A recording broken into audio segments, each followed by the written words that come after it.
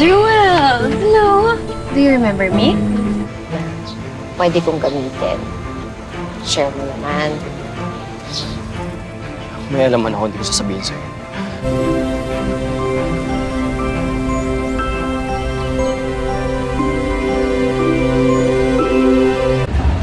Mare, alam mo na ba yung chika? Na ano?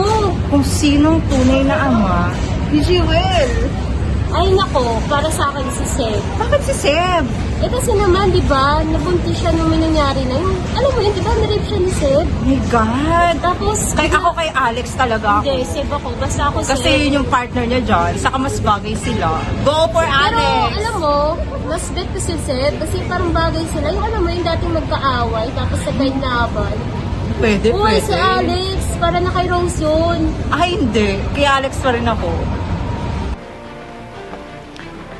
Pero sa pagkakaalam ko talaga, si Alex at Amira naman talaga yung nagmamahalan. At ang alam ko, bago pa maulog sa pag-ipitok si Amira, may nangyari na talaga sa kanila ni Alex. So malamang sa malamang, si Alex talaga ang tatay ni Jewel. Sobrang saya ko lang naligtas ka. Parang ang hirap ng hulaan kung kay Sebs o kay Alex. Pero kung titingnan mo yung naging istorya, mas pabor ako na si Alex ang ama kaysa kay Sebs dahil nauna naman talaga si Alex.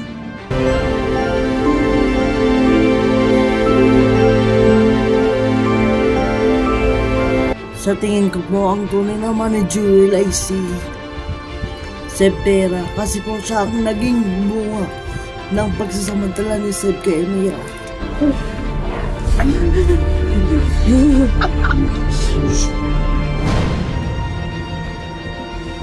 Siyempre, si Alex kasi si Alex ang tunay na mahal ni Amira at si Amira ang tunay na mahal ni Alex. Kaya let's go Team Alex! Ano, Alex? Paano? Tayo. Mira, gusto ko lang makausap si Amira. Yes! I'm strong! Oh, ang dami niyo namang dala. Kasing laki na siguro ni Jewel ang anak ko kung nabuhay lang siya.